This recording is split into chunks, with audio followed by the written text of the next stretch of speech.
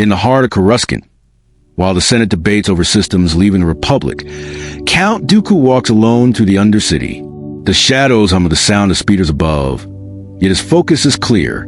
He has seen the truth of Darth Sidious's grand deception, an endless war meant to enslave both sides. But Dooku, disillusioned by years of lies, chooses another path.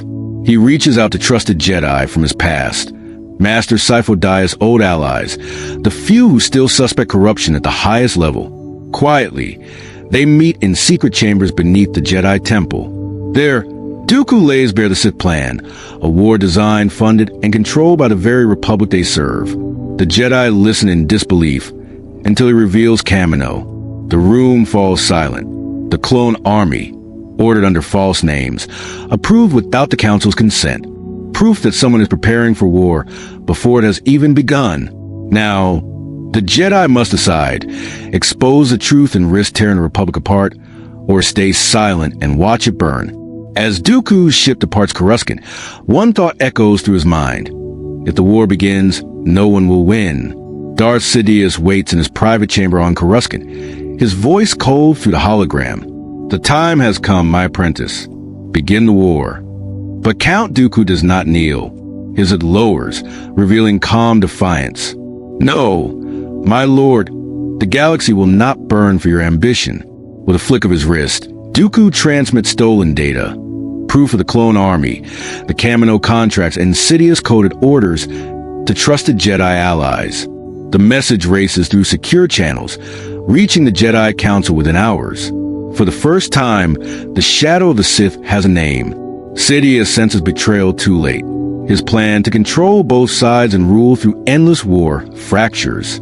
The Separatist leaders, once loyal to Dooku, now question their alliances. Panic spreads across star systems. The Senate erupts in outrage as evidence leaks. On Mustafar, Sidious fury shakes the Force itself. You have doomed yourself, Tyrannus. Dooku ignites his crimson blade, whispering, then so be it. But deep within the darkness, Sidious begins his counterstrike, one that will change everything. Rain pounds endlessly on Kamino's ocean surface as Jedi starfighters pierce the storm. Obi-Wan Kenobi leads a mission. Guided by the encrypted coordinates Count, Dooku risked everything to send. The landing platform gleams beneath flashes of lightning. Waiting for them, Prime Minister Lama Su, calm and unbothered. Welcome, Jedi Masters. The army is nearly complete, he says. The words hit like a blaster bolt. Inside the sterile halls, rows upon rows of identical soldiers stand at attention, grown in tanks, programmed for loyalty, trained for a war no one authorized. The Jedi exchange stunned looks. Who ordered this? Obi-Wan demands. Lama Su answers confidently. Master Separatist, as requested by the Republic. But the timelines don't add up. Separatist has been dead for years. The truth is clear. Someone used his name. Someone inside the Republic built an army in secret. The Council recalls the Jedi, sealing Kamino under investigation. But word spreads fast. Rumors of an army, a cover-up, and a Sith conspiracy. As Obi-Wan's ship ascends through the storm, he feels it, a cold presence watching from afar. The Sith are moving again. Inside the Jedi Temple, tension thickens like smoke. The Council debates Dooku's message, the Kamino clones, and the hidden hand guiding it all. Obi-Wan stands firm. Someone in power wanted this army. Someone inside the Senate. Across the chamber, Mace Windu's voice cuts through. Then we find them, quietly. Anakin listens, restless. Why are we hiding the truth? The people deserve to know. Obi-Wan meets his gaze. Revealing this could destroy the Republic. That's when it happens. The first fracture between them. Together, they trace the encrypted orders back to one name, Chancellor Palpatine. The discovery hits Anakin like a shockwave. His mentor, the man who believed in him when others didn't. Could he really be part of this? That night, Anakin confronts Palpatine privately. The Chancellor smiles faintly. My boy, the Jedi fear power they cannot control. Don't let them blind you. His words dig deep. Doubt begins to grow. Obi-Wan senses it too. The more truth they uncover, the more lies surround them. The Republic is rotting from within, and no one can tell who's pulling the strings. As dawn breaks over Coruscant, Anakin stands at his window, torn between loyalty and destiny. The office of Chancellor Palpatine glows dimly on the Coruscant skyline. Behind that calm smile hides a storm. Reports flood in. The Kamino army discovered Dooku alive, the Senate questioning military funding. His perfect illusion of control begins to crumble. In secret, Sidious contacts the spies. Accelerate every operation, he orders coldly. The Jedi suspect too much.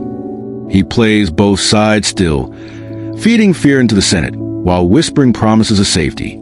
Senators demand answers, but Palpatine's gentle words twist the narrative, turning doubt into dependence.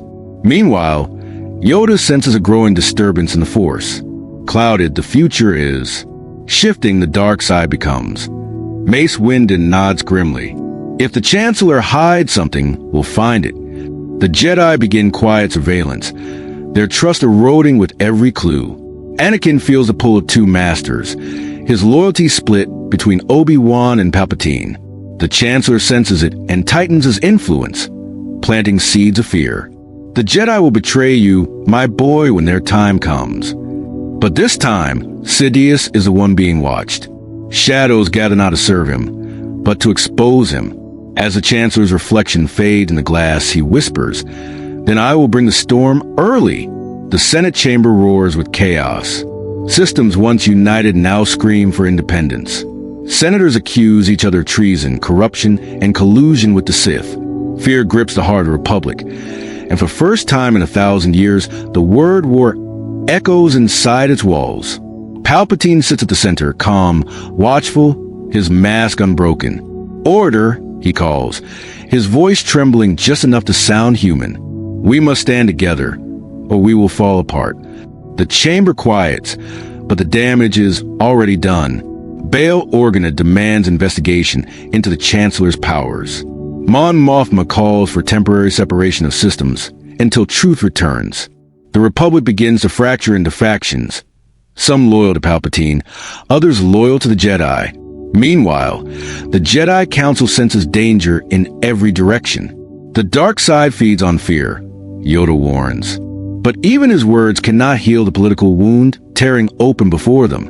Outside the Senate, protests erupt. Clone troopers guard the temple, their loyalty now questioned by the very Republic that created them. In the night sky above Coruscant, thunder rolls. The galaxy isn't at war yet, but the first spark has already been struck. On Geonosis, the great foundries stand silent. The Confederacy's war machines, once destined to march across the stars, are dismantled under Republic command. Count Dooku's betrayal has exposed every secret financier, every corrupt deal, every false promise.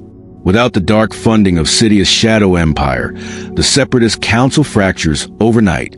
Newt Gunray flees to the Outer Rim. Wat Tambor is arrested by Republic agents. Systems once loyal to Dooku now beg for amnesty. What was meant to be the birth of a new galactic order instead becomes its funeral. The Jedi arrive not as soldiers, but as negotiators. Obi-Wan and Anakin oversee the surrender of entire worlds. For the first time in generations, peace seems within reach. Yet beneath that fragile calm, the Force trembles. From the shadows, Sidious watches his grand plan unravel. "So, they've denied me my war," he mutters, his eyes narrowing. But where others see failure, he sees opportunity.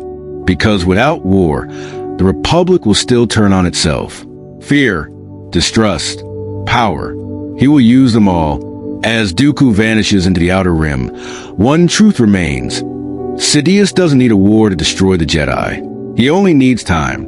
The cracks in Palpatine's mask are beginning to show. The Jedi Council, armed with Dooku's recordings and Kamino's data, starts connecting the dots. Too many coincidences. Too many events pointing back to one man, the Chancellor himself. In the Temple archives, Obi-Wan and Mace Windu analyze encrypted transmissions from the Separatist networks. One voice stands out distorted, but eerily familiar. "It's him," Mace whispers. "Sidious," and he's close. Palpatine feels the tightening noose. Every move he makes is watched, every decision questioned. He orders the Senate into emergency session, declaring the Republic under internal threat. With careful precision, he shifts blame toward the Jedi, planting seeds of doubt among fearful senators. Meanwhile, Anakin is torn in silence. He wants to believe his friend, his mentor, but every new revelation burns at his conscience. "Master," he asks Obi-Wan, "what if we're wrong?" Obi-Wan's reply is heavy. "Then may the Force forgive us." That night, as Coruscant sleeps, a shadow moves through the Chancellor's office. Yoda himself arrives, quiet, unseen, to sense the truth. But before dawn, Palpatine's power surges. The dark side shields him completely. For now, his mask holds, but only barely. The Jedi Council chamber is silent. Every master feels it. The storm has come. Mace Windu's voice breaks through the tension. "If the Chancellor is the Sith Lord, we end this tonight. No votes. No debate. The decision is made." As night falls on Coruscant, a squad of Jedi Masters, Windu, Kenobi, and Plo Koon, descend into the Chancellor's office. Guards step forward, but the Jedi move like shadows, disarming them without bloodshed. Palpatine turns from the window, his voice calm. "So it has come to this." Windu ignites his blade. "The Senate will decide your fate." "No," Palpatine replies, eyes glowing. "I am the Senate." The room erupts in lightning and chaos. Sidious unleashes the full fury of the dark side, his power shaking the entire building. But without the clone army or Order 66, the Jedi fight is one, coordinated, relentless. Palpatine is forced to retreat through shattered glass, vanishing into the night sky. The Sith Lord lives, but his empire deception is burning. The Senate reels from the attack, torn between fear and truth. Obi-Wan looks out across the glowing city and whispers, "We've only won the first battle." The Jedi Council chamber is silent. Every master feels it. The storm has come. Mace Windu's voice breaks through the tension. "If the Chancellor is the Sith Lord, we end this tonight. No votes. No debate. The decision is made." As night falls on Coruscant, a squad of Jedi Masters, Windu, Kenobi, and Plo Koon, descend into the Chancellor's office. Guards step forward, but the Jedi move like shadows, disarming them without bloodshed. Palpatine turns from the window, his voice calm. "So it has come to this." Windu ignites his blade. "The Senate will decide your fate." "No," Palpatine replies, eyes glowing. "I am the Senate." The room erupts in lightning and chaos. Sidious unleashes the full fury of the dark side, his power shaking the entire building. But without the clone army or Order 66, the Jedi fight is one, coordinated, relentless. Palpatine is forced to retreat through shattered glass, vanishing into the night sky. The Sith Lord lives, but his empire deception is burning. The Senate reels from the attack, torn between fear and truth. Obi-Wan looks out across the glowing city and whispers, "We've only won the first battle." Months pass since the fall of Darth Sidious. His empire of lies is gone, and the Republic begins to heal. For the first time in decades, the Jedi stand not as soldiers, but as protectors once. More, worlds that nearly turn against one another now unite under new leadership. Obi-Wan walks the temple halls, weary but hopeful. "It's over," he tells himself softly. Yet deep down, he knows the Force is never silent for long. Anakin, now hailed as a hero for helping end the Sith, struggles with the aftermath. The Council watches him closely. He's restless, haunted by visions of loss, of Padme dying, of a destiny he still doesn't understand. The war never came, but the prophecy still lingers. In private, Yoda senses the imbalance returning. Much darkness still clouds his path, he warns. But the galaxy celebrates, blind to the storm still brewing in one man's heart. Standing alone in the temple's grand hall, Anakin looks out over the shining city. Peace stretches across the stars, yet the reflection staring back at him feels colder, darker. He whispers to himself, "If peace is the Force's will, then why do I still feel its shadow? What if the Clone Wars ended before they began?